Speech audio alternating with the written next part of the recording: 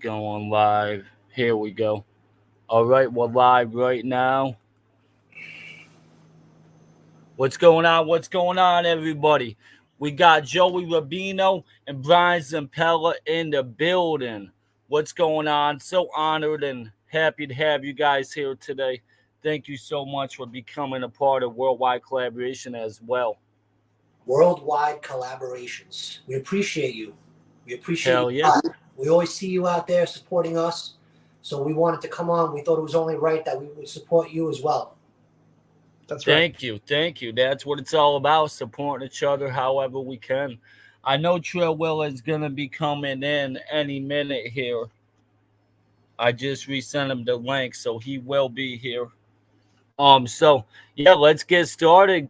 Let's let everybody know how it is. How did you get started and becoming a part and creating Blast Crew? You want to take this one, Joe? Sure, yeah. Me and Z-Man, we know each other for a long time, and a long time ago, on a buddy of mine's patio, we realized we both had an affinity for storytelling and film and all that shit. At that time, I was doing video games exclusively. I think I was actually, I might have not even been doing that yet. I was a filmmaker first, doing, flying around doing films and TV. I'm sorry, films, commercials, music video, TV. And I was really young storyteller at that time. And me and Z kind of connected on, maybe one day we'll do some shit, do some cool stuff, so that, this is like 15 years, 20 years ago, maybe something like that. What is it? 20 years. Yeah. And so we started like slowly talking about maybe doing something, so in like 2015 and 2016, the Blast Crew universe really came alive.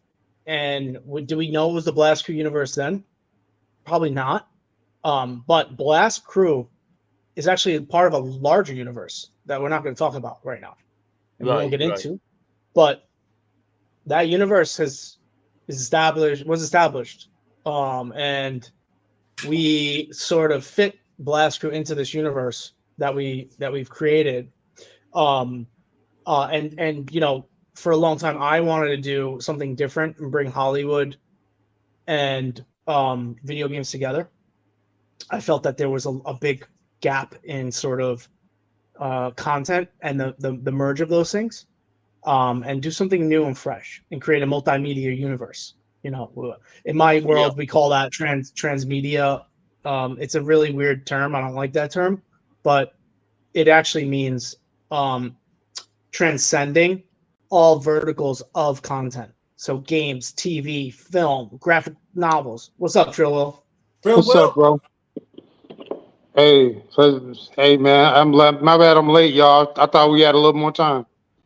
You got the popo chasing you out there, man? What's going on? Nah, man. That's just my lighting.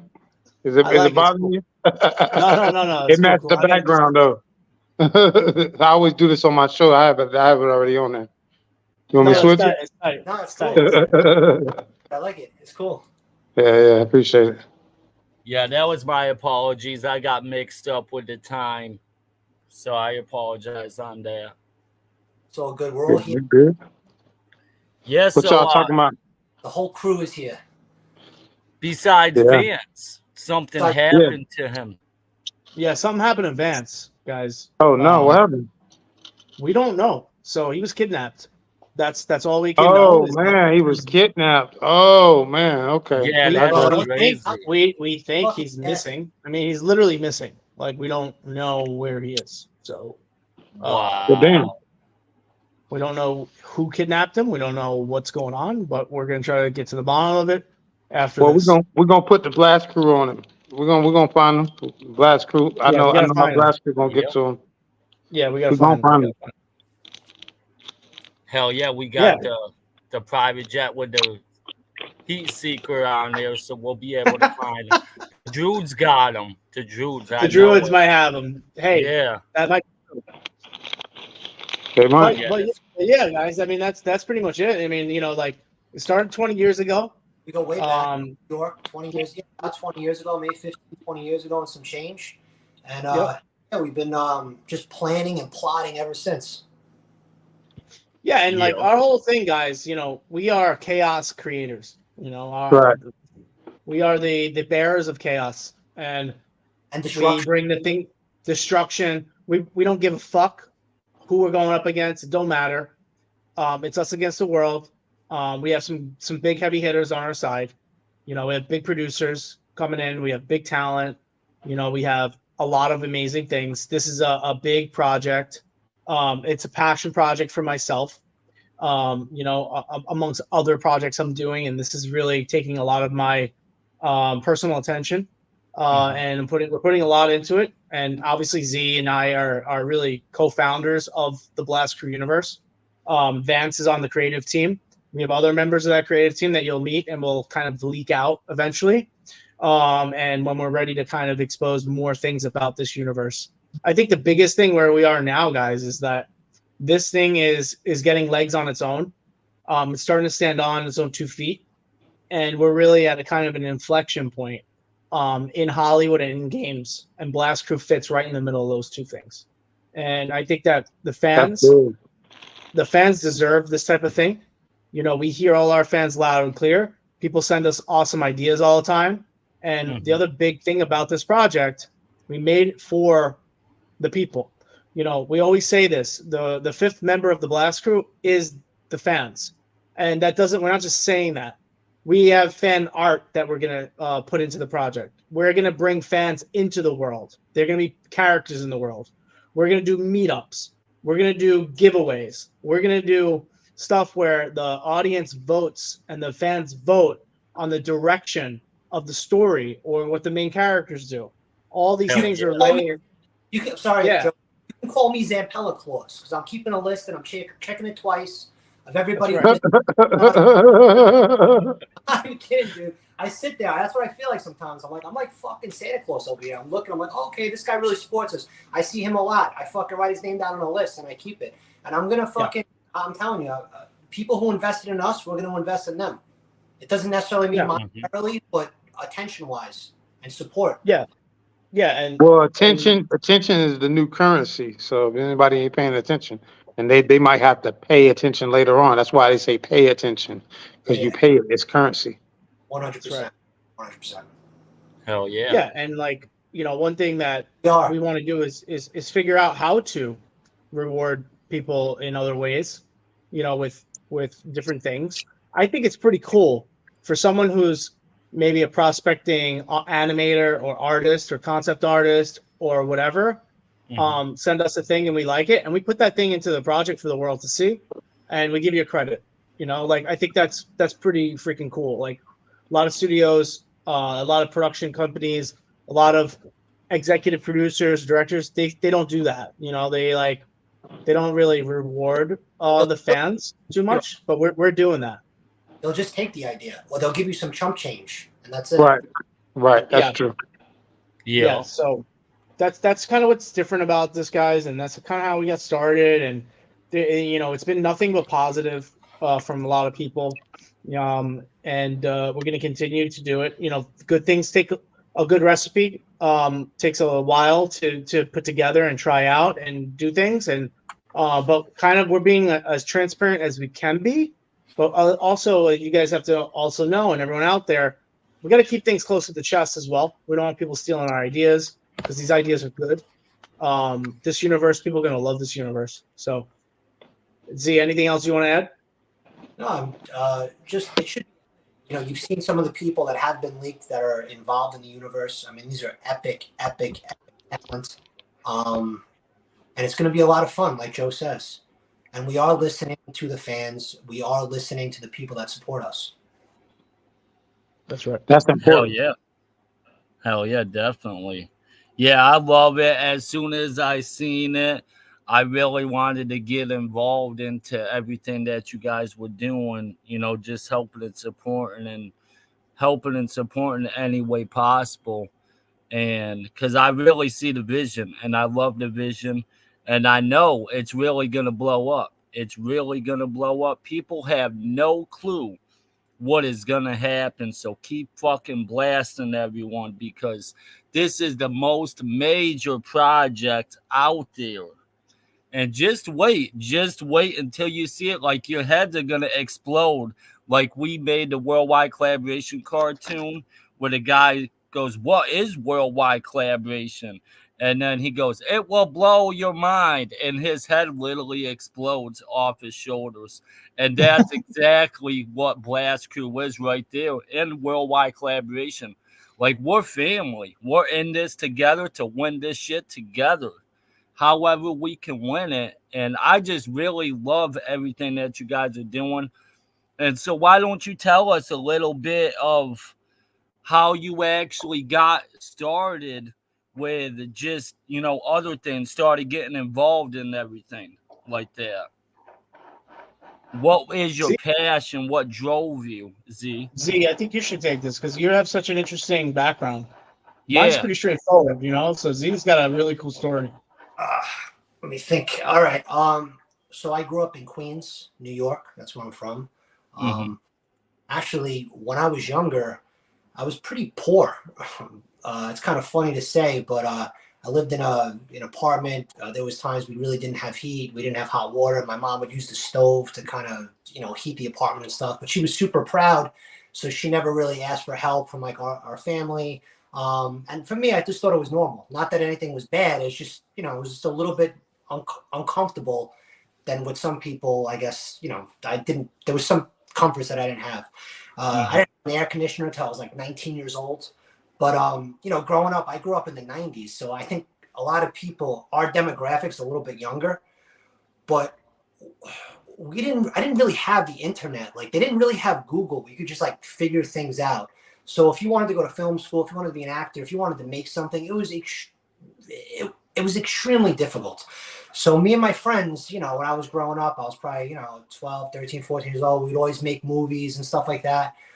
But it didn't really seem like a reality for me to be in that world, just living in Queens. Like, everybody I knew was either a fireman, a cop, a construction worker, a sanitation worker. They were some type of a construction worker, which is awesome. Those are great jobs. But that was kind of like what we did. So it's very difficult to like break out of that kind of mold. I got a lot of trouble when I was younger because I just had no real direction. Like, there was all these things didn't 100% appeal to me. Eventually, I actually became a cop. I worked in a specialized unit where, I worked in plain clothes. Some people think of us as undercover cops, which we sort of are, but a little bit of a hybrid. I did that for a really long time. Eventually, I found my way into Hollywood and got a couple of jobs working as a consultant for, jobs that had, fight scenes, combat scenes, law enforcement scenes, things like that. So I guess that's how I sort of got brought in. Got a few parts that way. People realized that I'm somebody who shows up. I'm somebody who's loyal. So I've gotten to work on a lot of really cool projects, almost as a consultant, and sort of behind the scenes. So I would say that's kind of how it went down for me. Yeah, that's amazing. That's a real amazing story. So what motivated you to, get into it? To get into storytelling, I think I was always sort of a storyteller. Even as like a young kid, I just don't think I had the opportunity to really put those skills out there, because I was always in the street. I was always getting into trouble. It just was something that I always wanted to do, but I didn't think it was I didn't see any path for me to do that. And once I did see the path, I really took the opportunity to go do it. Right. Hell yeah. Yeah, that's amazing. It's fun. Sometimes you have no hope. You think, nothing's ever going to really open up for me. And then all of a sudden there's an opportunity, but you got to be ready when that opportunity comes that you could kind of fucking jump at that and say, yo, I'm here. I can do this for you. I'm the guy. I'm the guy, So there was a couple of projects where I was able to do that. I was able to say, hey, look, I'm your fucking guy. You know, I can do this. I lived that life. I know that life. Hell yeah. And, you know, I'm here. I'm going to fucking show up. Because a lot of people, Yep. they just don't show up or they talk shit. They really didn't live that life. But, you know, I have a lot of experience where I'm blessed that I can fucking kind of come in there and give my 2 cents. And, it, you know, it makes sense. And it's the way it's the way it is. Right. So, that board right there, I see that board. Is there anything you could tell us about it? This board, what do you think it is? I think it's the mission board. Could be. We got to update. Just like, Go on. just like the mission, you know what I mean? Like the mission in life, like the different things. Like, let's say you're a secret agent, you know, they got those boards and stuff like that, and they like to call those the mission boards. So that's what I look at it as, and it's awesome. It's definitely awesome to see. Not too far. Not too far. It's close. It's That's a close. good It's a good Okay. guess. If Good you guess. right. You got to plan it out first. The heist board. Hell yeah, that's awesome. What else were you gonna say? I was just gonna say, if you want something done right, you got to plan it out first. So Right, exactly. Trey, Will, you want to ask him anything? Oh man, you don't want to ask me that. I got a million questions. Well, I just want to make sure you get yours in too. You know what I mean? Right. So what are y'all doing to? I should ask, what are y'all doing currently to bridge the gap between cinema and video games? I can take this one. So having a foot in both, I have a unique perspective. It's like sticking your head from under the water to above the water if you're a fish. You know, that's kind of the perspective I have, where I can kind of breathe in both environments. And what we're doing right now, I can't talk about some other projects, but I have 3 projects in production. Right. In video games. And I have a TV show, and I have this project, which is a multimedia project with Z. And this is kind of a baby of mine now. And I'll tell you, the creative process of this project is constantly thinking. We always ask ourselves, we have pillars, right? You know, we have a writing room, we have creative sinks, we have everything that you would do for a proper Hollywood project, but with a twist. We're approaching it more like a game, in a way, but it's not a per se game. It is that in other ways. I won't get into it, but we have pillars, and we ask ourselves, how can we make this more immersive and interactive? How can we satisfy gamers? Okay, how do we make sure that they are going to come to this universe and enjoy and stick around, right? And there's layers to that onion that you have to peel back and discover, and always tie it back to that. Are we being true to that? What we don't want to do is be singular or binary. And what I mean by that is when you watch or experience or whatever, any of the content within the Blast Crew universe, we always want you to feel like, all right, this is satisfying multiple objectives. There's interactivity. Now, what does that mean? I mean, literally, you're going to choose things in the content, like in real time. That's interactive. That's the gamification of television or film.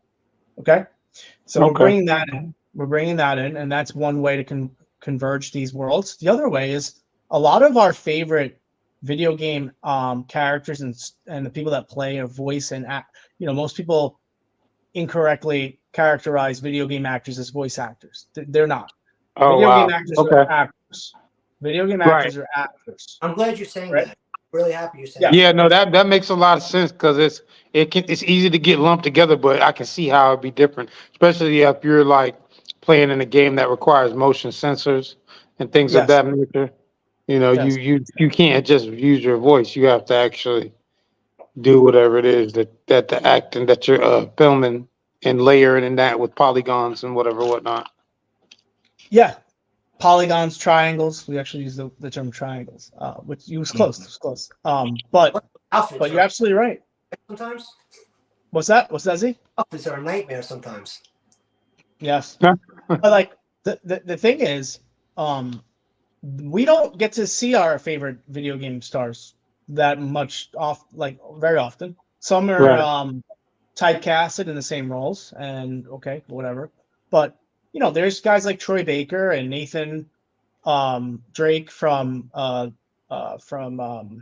Uncharted. The guys that play all your favorite actors from or characters from like the GTA's games. Like we don't really see them too often outside of the game world, right? So, and then at the opposite spectrum, we have our favorite streaming shows. What if you can go meet a Bryan Cranston type character from Breaking Bad, but it's not exactly that. But we get to bring that type of character into a universe that is interactive that also has our other favorite characters from games. No one's doing that. No one's thinking about that. No one's trying to solve that problem because it's a really hard one. Well, the best people to actually solve that, I think, are the people from the gaming universe, and maybe myself and the team that we have here are best suited to do that. So we're constantly asking ourselves, and I think it's a good question, Trill. Trill, what you bring up is how are we doing it? And those are the ways we're doing it. But it also comes down to the content. Is what you're experiencing, what you're viewing, and what you're interacting with, does it feel purposeful and relative to your favorite projects of all time? Right. And so we ask ourselves, is it comparable? Is it comparable? Is it a comparable experience? It is. And there's a very fine line between being inspired by something, right, making a love letter to that, and then kind of copying. We're not copying anything. What we are is we're sending love letters to a lot of the things that we love. And that makes sense. 90s and 80s action films. Right. And definitely. Some of our favorite games of all time. Those are some of the best though, man. Action films will never be like that again, man. It just those were different. Yeah. That's right. That's right. And so that's kind of how we're bringing these things together. I just want to add one thing. It's also like about taking risks. I feel like a lot of the studios now, a lot of the projects you see, they're just recycled. It's almost it's safe. They know it works and they keep doing the same thing. They're trying to be safe. I think what Joe brings to the table and what I'm trying to bring to the table is that we're not necessarily going to be safe. We're going to try. We're going to be experimental. And this is why a lot of the movies in the 90s were so good. This is why, Pulp Fiction, Reservoir Dogs, all these movies were so good because they were, the directors and the producers and everybody, they were willing to just take risks to kind of throw it out there and see how the audience responded. Now, nobody wants to do that. They don't want to take risks. They just want to make sure that they're going to make money. But a lot of these projects aren't even making money now, because they're too safe. So everyone knows what to expect. People want to be shocked. People want to be surprised. People want something new. And they want people to take risks. And that's what we're willing to do in this project. So speaking of risks, right? So here's a potential risk. And this is just me thinking, like, if I was in y'all's position, what might I be looking into? How do y'all feel about bringing in or introducing augmented reality into what y'all are doing? I work with augmented reality every day. When we say multimedia, transmedia universe, that means there's going to be different forms to experience the content. Right. Now, at first, we are going to be very explicit. The first thing we're putting out, which we codename Project Triangle, it won't have that. Okay? It won't have that. But following that, when this universe opens up and expands, absolutely, that's on the table. That's on the table. Amongst other things like that. My world is games, AI, VR, storytelling in games, immersion, technology, all that, right? Bringing that over now to the other side is what we're doing. We're bringing that in and combining. We're meeting in the middle of all these things. So that's definitely on the table. So with that, so along with that, right? And I'm like, okay, augmented reality is on the table. That's really cool, in the future. But I think that some, because I remember, and this is just me being introspective and retrospective and looking at the whole picture. I remember when virtual reality was the thing, right? And it's still a thing, but it's not the thing. You know what I'm saying? What happened? What do you feel happened with that? Like, because it was a thing for a while, then it disappeared. It's come back like 3 or 4 times, but it never was the thing. You know what I'm saying? And it's looking like augmented reality is gonna be the thing. Joe Um, can probably huh? talk about this a lot. Joe can probably talk about this a lot more, but I just want to say that what I think happened is I think they tried to rush it a lot of times. They did rush it. No, they totally did. Right. Rushed it a bunch of times, and they tried to kind of market it, and it was sort of like a little bit of a quick money grab, maybe. But I think, future iterations of it, and again, when the future iterations really work well, I think that, I would like to see it incorporated into, our Blast Crew universe.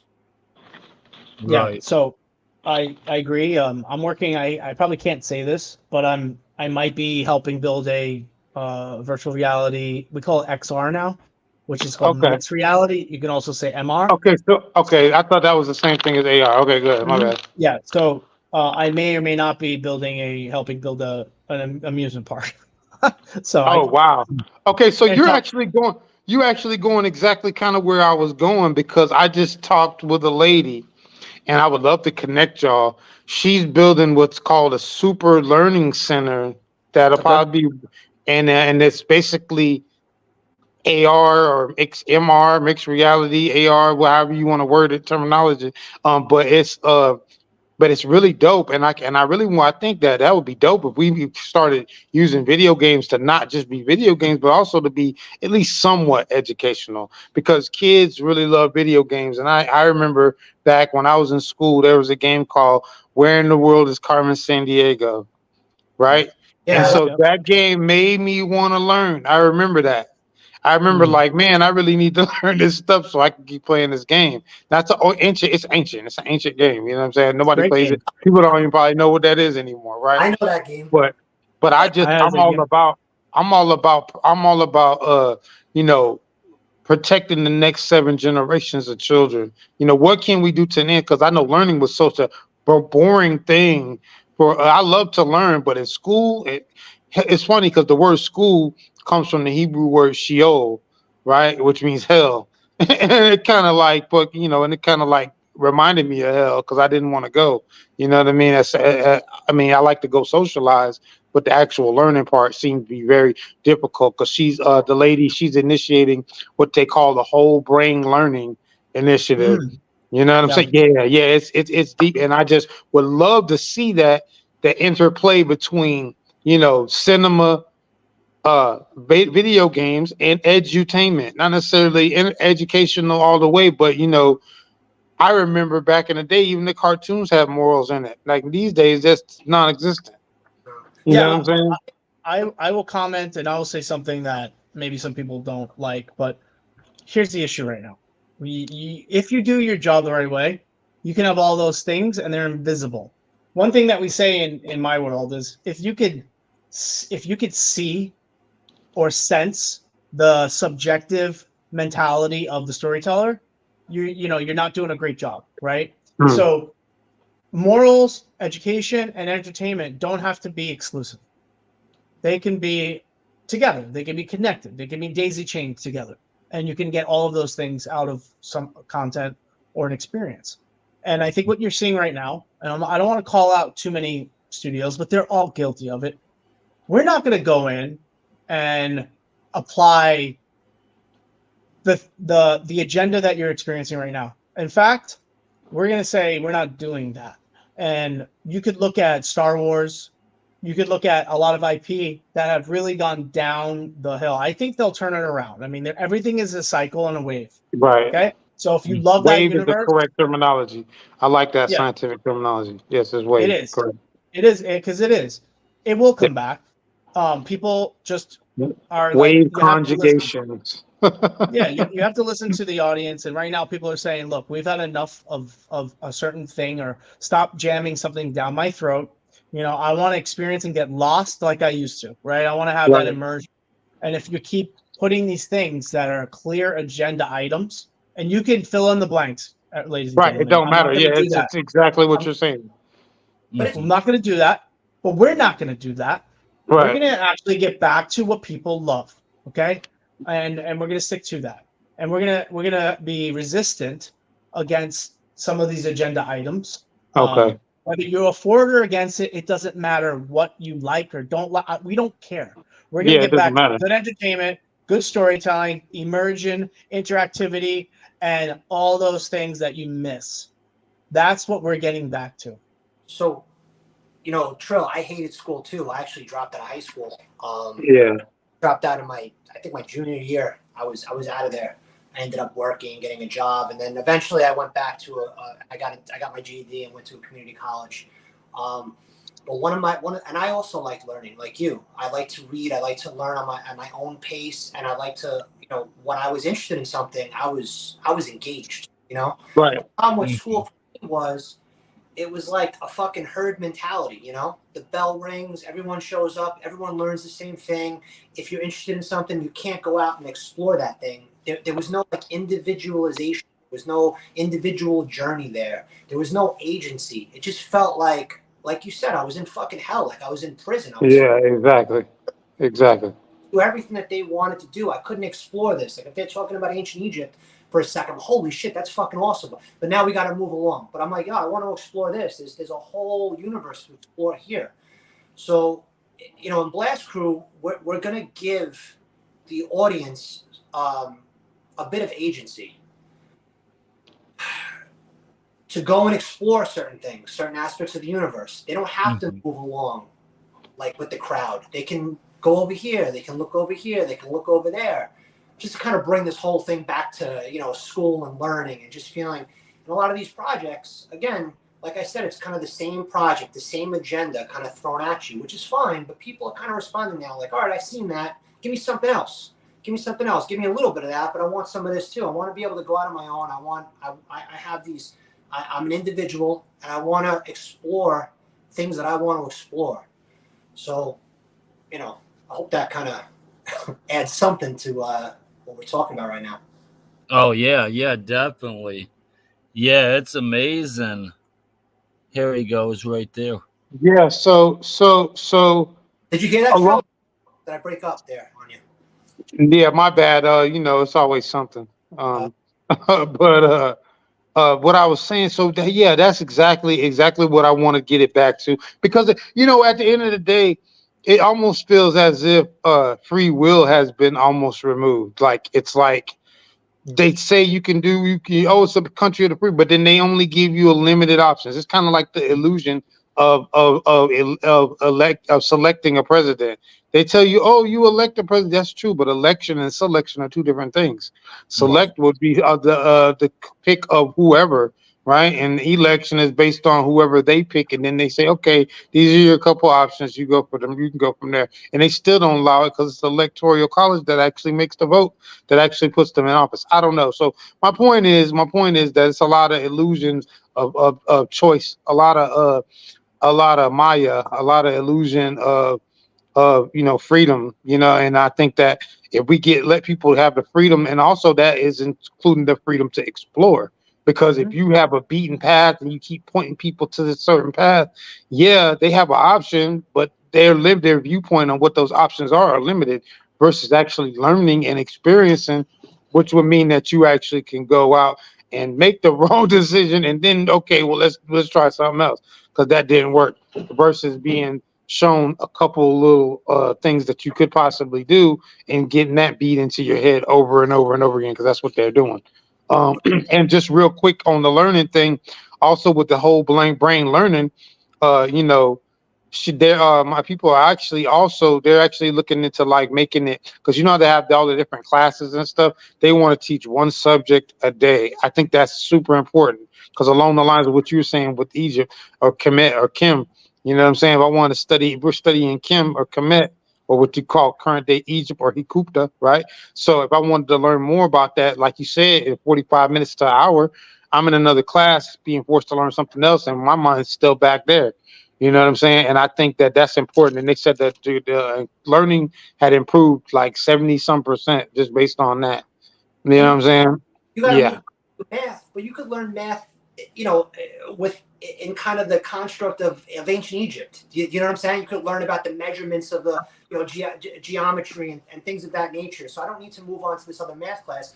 I could learn a lot of other things. Writing, I can write about Egypt. Now I'm more interested about writing. So there's so many things you can do just exploring the topic that you're interested in. And that's kind of where I was going, because I know so many kids are interested in video games, and so we know that they're interested in this stuff.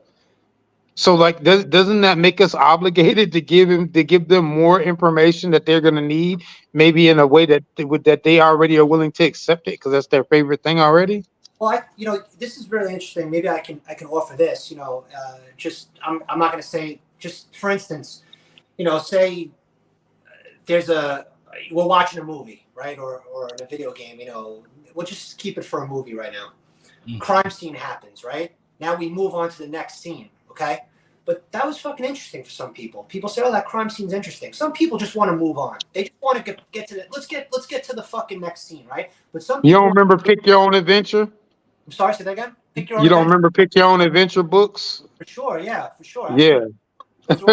Good. But this is cool because when you talk about media, now you have so much more space to kind of explore. So now maybe you want to. This viewer wants to stay in the crime scene. They want to learn about the crime scene. They want to see what the crime scene unit is doing, what type of procedures they're doing. So now you can stay there for a little bit, chill out. The story is waiting for you when you want to engage back with the story. So now you have a little agency to explore. You're also learning, so it kind of gets there's a little bit of education there. Some people don't want to do that. That's fine. They just want to be entertained. They don't want to learn. They just want to watch something. They want to watch people fight. They want to see. Right. But maybe some people say, "Oh, you know what? Let me pause it here. Let me explore this crime scene a little bit. Let me get into this crime scene. Let me learn a little bit." So I think it would be it's fun. It would be cool to have something like that. I think that'd be real dope. Actually, that's a really good point, because let's say in the blast crew, maybe some of the principal crew members are referencing something that happened in the past. And they keep bringing it up. Well, what we're aiming to do is you can go and maybe because since we're gamifying a lot of this, maybe you can go experience that thing through a different type of media, right? So maybe you go play the event that the blast crew is referencing in a film or a show, or vice versa. That is kind of where we're going with this whole universe.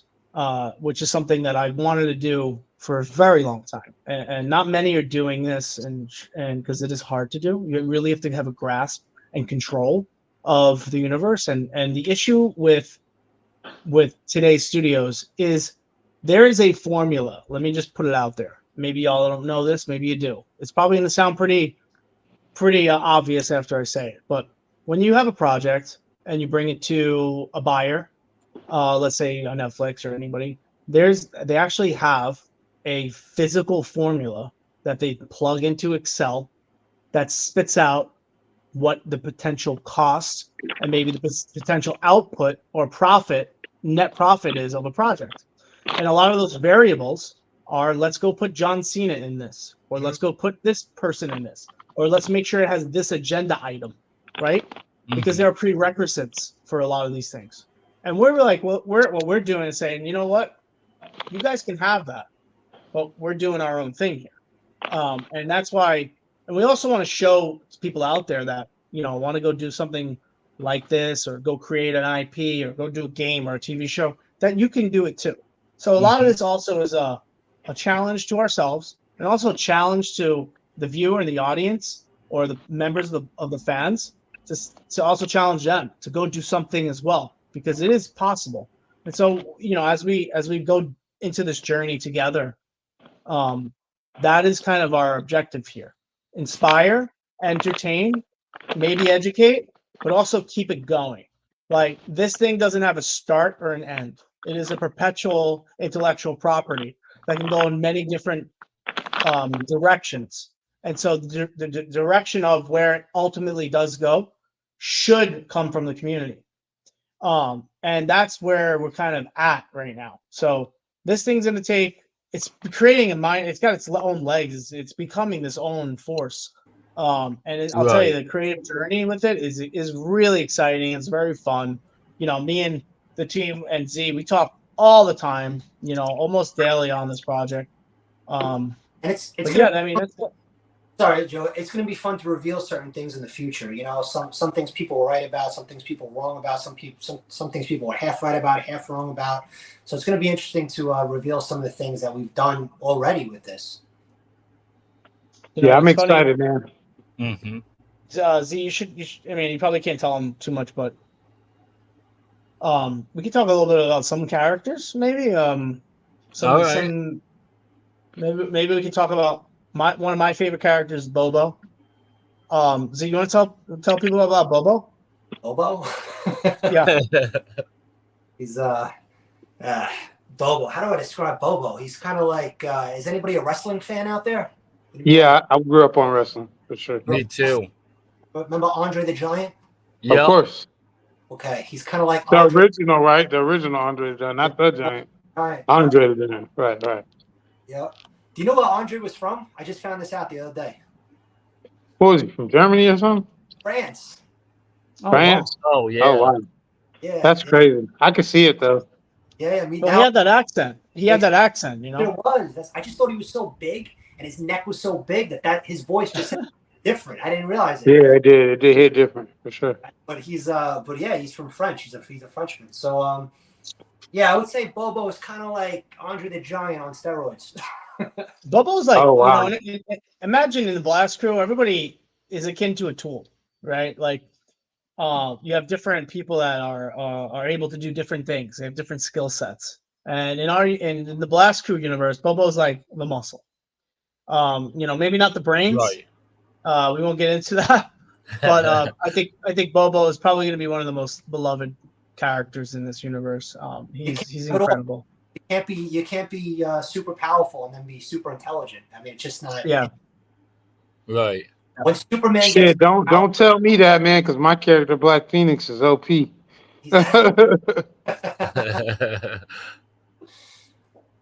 Well, hey guys, I have a meeting I got to get to here. Okay. So it's been real. Maybe we could do a follow-up in a couple of weeks. Okay. I think we're gonna have some cool stuff coming out. I do want to leave everybody with this. Last week I got off the phone with some very big producers. They're very famous. I won't say who they are, but they are very, very strong interest in being partners on this. We are stepping closer and closer to more of these cool announcements. And I'll tell you this, we have allies in very high places for this. So what's that? So it should be sort of evident. Yeah, it should be evident to you guys that we, you know, based on our background and you know, and what we do, that we have allies, we have partners. This thing is creating it's a force now. Right. You know, more and more stuff will come, but I do want to, everyone's expectations, we have to temper them. Good things take a long time to make right. Yeah. We can easily just put out a bunch of trash and get paid. That's not what we're trying to do with this. Okay? Right, exactly. So, yeah. We're also trying to put together the right team that's going to allow us to take risks. Yes. Things that people haven't really done. Yeah, and bring back the things that you all miss. Bring that shit back, you know, and say, you know what, we're gonna do it differently. We're gonna do it our way. You know, we're gonna keep the bullshit out, and we're gonna bring the community in, and ultimately they are gonna dictate the direction of this project. And they have already a lot. They have. I mean, we have a bunch of people making fan art, and me and Z and the team are considering just using a lot of that and saying, hey, why don't you come join our team? You know, and we figure out ways to monetize that stuff for those people. We got so many cool There's cool fans that send us stuff all the time. Even some of the we've done, some of the videos I've done, I've put out these little kind of, vignettes or whatever. Like, they're a lot of them, they're prototyping, live prototyping. So we're listening to what everyone is saying about them, and that's it. We're gonna change some things. We're gonna keep some things. We're constantly listening to the community about it. Yeah, I mean, how many things have y'all seen where we literally just say, "F it, we're gonna do live prototypes and put it out there." Yeah. And see how, and then hear how the community responds, and then adapt. Right. Nobody's doing that in real time. Everyone's like, "Oh, I gotta do it this way." We don't care about your formula. We don't care about if you want us to do a certain thing, or if they want us to do it this way, or if Hollywood wants us to do it that way. We don't care. We're in control of our own destiny here. So many of these actors and celebrities, I've been around a lot of them, and some of them are really fucking cool. Don't get me wrong, but some of them have such delicate ego. They would never just say, "Oh, you know what? Let me just do some vignette. Let me just see what happens. Let me just fucking go off script. Let me just get like one camera and just fucking have the thing, going, and I'll just put it out there and kind of just see what everyone says, what they like about it, what they don't like about it." They just would never do it. They just wouldn't do it. So precisely. Yeah, we appreciate you guys so much for coming on. Yeah, let's definitely do a follow-up in a couple weeks whenever you guys are ready. I'm down for it, all for it. And we really are honored to have you guys here today. Thank you so much for your time. We truly appreciate it. I'm going to do some more lives also on my end. So I'd like to have you guys maybe on one of my lives too. I'd like to learn a little bit more about, what you guys are doing, what you're doing, what Trill Will's doing with his, with his career. So I'd like to learn more about you guys as well. Okay. Yeah, definitely, man. Just let us know, man. Definitely. For sure. Awesome, we'll get it. Thank you, guys. Thank you. Thank y'all, man. Y'all have a blessed one, man. Yeah, you too. You guys. Always see you guys, and we really appreciate you guys. Yeah, again, you guys have been supporting us, and likewise, we support you, and let's keep it going. We really, really appreciate both you guys. Thank you so much. Appreciate it. Much love, you too. And remember, we don't cast, we blast. Keep fucking blasting, everyone. Peace out, y'all. Let's go. Peace out. Shalom alaikum. Peace.